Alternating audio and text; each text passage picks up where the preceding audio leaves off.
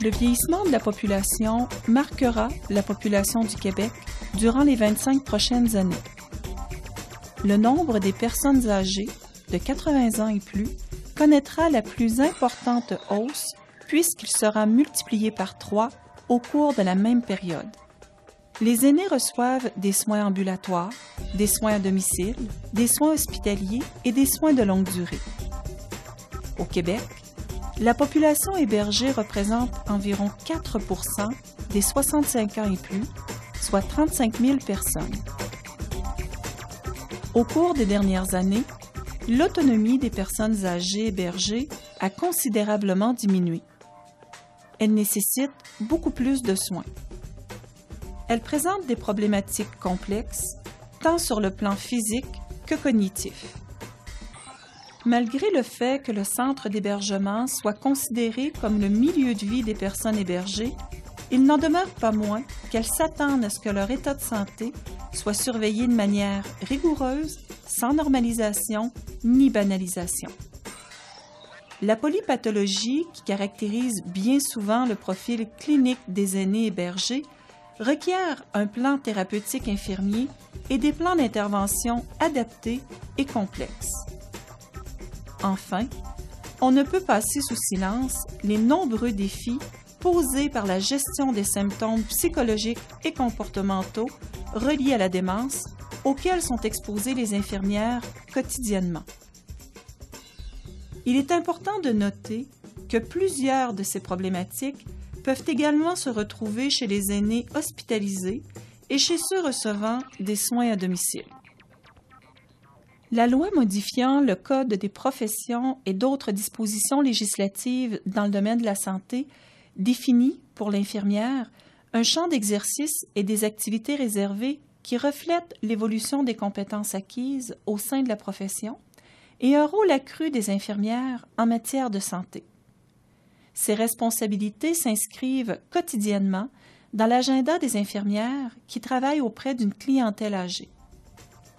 Pour toutes ces raisons, plusieurs établissements à travers la province ont redéfini le rôle infirmier en centre d'hébergement. C'est le cas du Centre de santé et de services sociaux de la Vieille-Capitale qui a revu la pratique actuelle de l'infirmière en considérant qu'elle doit reposer sur un partage de rôles et de responsabilités entre les membres de l'équipe intradisciplinaire, c'est-à-dire entre l'infirmière auxiliaire et le préposé aux bénéficiaires. Qui dit partage de rôles et responsabilités dit nécessairement collaboration. Selon ce modèle, chaque membre de l'équipe a un rôle et des responsabilités qui lui sont propres et il partage des responsabilités avec ses collègues. Cette collaboration est essentielle en centre d'hébergement puisque l'infirmière doit pouvoir compter sur une équipe solide qui partage les mêmes préoccupations de qualité et de sécurité. Regardons de plus près le rôle de l'infirmière et ses responsabilités. L'infirmière a la responsabilité d'évaluer les besoins du résident à l'admission et en continu, son état de santé physique et mental lorsqu'il présente un symptôme. Elle a la responsabilité de prendre des décisions en matière de soins et de traitement infirmier ou selon une ordonnance collective, de planifier et coordonner les interventions, d'élaborer le plan thérapeutique infirmier, de déterminer et d'exercer une surveillance adaptée aux différentes pathologies du résident, d'exercer le rôle de chef d'orchestre et de coach, également d'assurer la gestion et le suivi des situations d'urgence instables ou complexes. Nous allons vous présenter des segments vidéo qui illustrent bien le rôle et les différentes responsabilités de l'infirmière qui travaille en milieu gériatrique de longue durée. Vous comprendrez qu'un nombre important de principes cliniques sont transférables, quel que soit le contexte clinique, soit communautaire, ambulatoire ou hospitalier. Au terme de cette activité d'apprentissage, vous serez en mesure d'expliquer en quoi le rôle infirmier gériatrique contemporain est complexe, de dégager les principaux défis et enjeux de l'infirmière œuvrant en milieu gériatrique québécois. Annie est une jeune infirmière. Elle travaille au Centre de santé et de services sociaux de la Vieille-Capitale depuis 10 ans. Elle a choisi de faire carrière en centre d'hébergement. Bonjour. Elle y voyait des défis à relever et plusieurs possibilités de développement pour sa carrière. Elle a accepté de nous rencontrer pour nous faire connaître son travail. J'ai choisi la gérontologie pour le défi clinique que ça représentait. Nos personnes âgées, quand ils arrivent en hébergement, ils ont souvent des problèmes de santé complexes. Que ce soit au niveau cardiaque, pulmonaire, respiratoire, circulatoire. Puis on ajoute une démence avec ça, ça fait un beau défi. Moi, ça m'oblige à connaître plusieurs problématiques de santé, mais aussi tous les examens cliniques qui vont me permettre de bien évaluer le résident, peu importe la situation à laquelle je fais face. Une autre chose que je trouve très intéressante, c'est que je peux suivre l'évolution des gens que je soigne puis de leur maladie sur une très longue période puisqu'ils sont hébergés à long terme avec nous. C'est sûr que ça me donne beaucoup de responsabilités, mais en même temps, ça me donne beaucoup de flexibilité puis une autonomie qui était très importante pour moi dans ma pratique. En plus de tout ça, j'ai des belles opportunités d'avancement dans ma carrière aussi. Actuellement, je suis assistante du supérieur immédiat de jour, mais je pourrais aller plus loin en gestion, comme chef d'unité ou pourquoi pas comme coordonnatrice.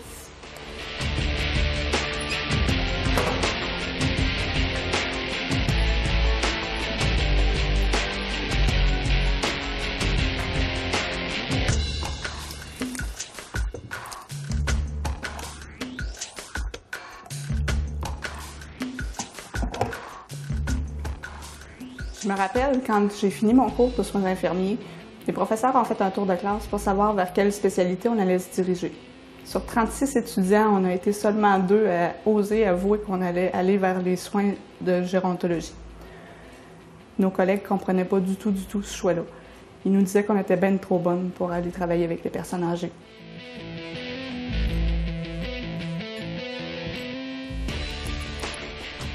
À mon sens, à moi, on ne peut jamais être trop bonne pour travailler dans un domaine aussi complexe que les soins gériatriques, parce que tout est plus compliqué. Installer une sonde urinaire, ça devient un exploit quand la personne à qui tu dois l'installer, elle a un trouble cognitif, puis elle ne comprend pas du tout ce que tu veux faire.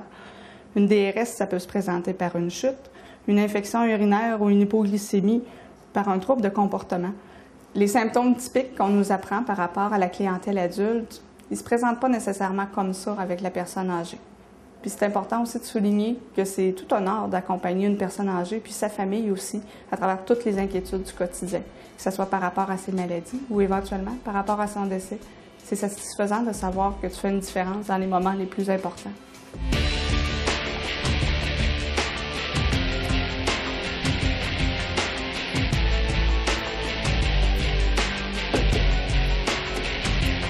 Mais là, par exemple, je sens qu'on vit un grand changement dans la perception des soins infirmiers gériatriques. De plus en plus, les gens se rendent compte à quel point c'est important d'avoir des connaissances et des compétences pour bien soigner nos aînés. Mais, dans le fond, voulez-vous me suivre dans mon quotidien?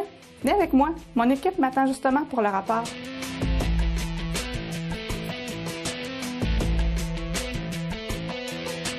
L'infirmière a la responsabilité de planifier et coordonner les interventions.